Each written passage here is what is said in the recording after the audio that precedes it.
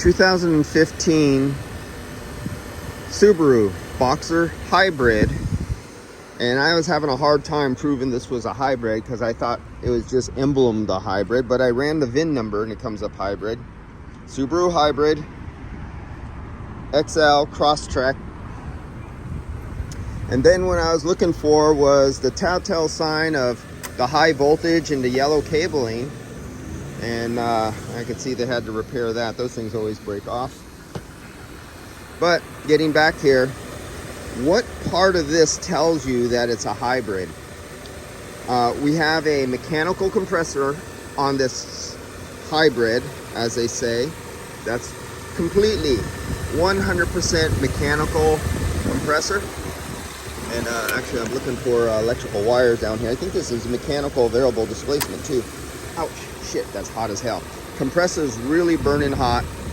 Talking about a burning hot compressor. Customer's complaint is it's not cooling. Supposedly the complaint was it was out of refrigerant. He went to the auto parts store and he did the one hand can thing and put some refrigerant and I guess got it going.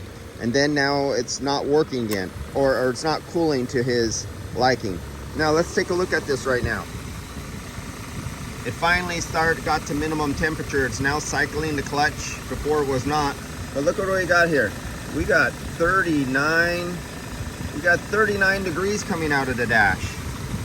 Okay, outside ambient air temperature is 71 degrees. That is the outside ambient air temperature. Take a look at our pressures. You just heard the clutch come on. Take a look at the pressures. We're going to compare this to now and after I recover the refrigerant and recharge, and we're going to see if there's a difference. Check that out. Now watch that here. Listen to the clutch. We're waiting for it to hit 39 degrees. Okay, there, you just heard the clutch kick out. It hit 39 degrees. So that was its minimum, and you can actually see every time the clutch kicks out, it goes down to 39, well, if I could get it there, but it basically goes to 39 or 40 degrees and the clutch kicks out. Now let's look at the temperatures of the lines. This was the other thing I want you to see. Check this out. 152 degrees is going into 153 degrees right here at the discharge. Just before it goes into the condenser, it's 153 degrees coming out of the compressor. Coming out of the condenser, coming out of the compressor, going into the condenser. So that's the condenser inlet hot gas vapor. Liquid line, condenser leaving 84 degrees. So we got a 60 degree split. So remember, there's kind of this rule of thumb that if you see a 60 degree condenser split, you possibly have a partially plugged condenser. That's could be one common failure. Okay, keep that in mind. We got a 60 degree split. Very unusual for at this low of an ambient temperature on a microchannel parallel flow system. Remember, these are crucially charged systems. Now let's get the temperature closer to the compressor so we could see.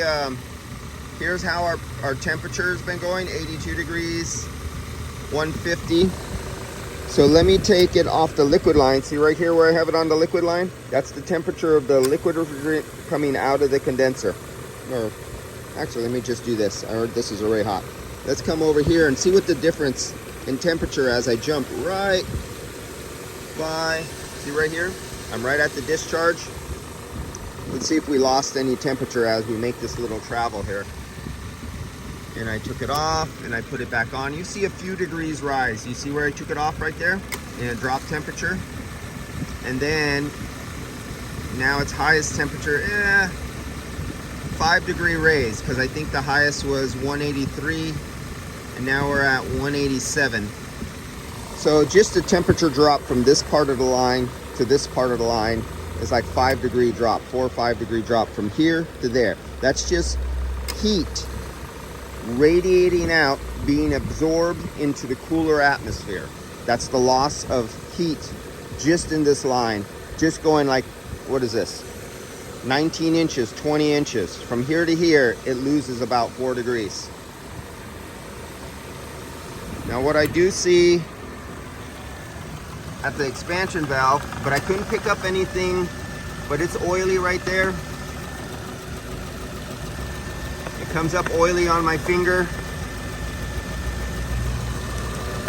And I think the can that they put in here had oil in it, unless it was just oil backlogging. But when I looked inside the low side valve, it was filled with oil. There was a lot of oil inside, so I think they got one of the universal cans that come with oil, maybe leak sealer. There was no dye in it though, but it definitely was a lot of oil in that low side fitting when I took off the cap. So let me recover this refrigerant. I'm going to measure the refrigerant what comes out of here, and we're going to do a comparison, because he only guessed using a can, so we know it can't be right unless he's really lucky. But I have a burning up compressor, and actually I'm going to go get my thermal camera, and I'm going to see if I could take the temperatures right off the case of the compressor, and let's see what the temperature of the compressor with the thermal camera.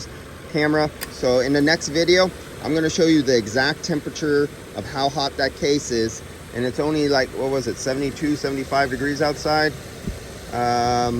72 degrees, going on 73.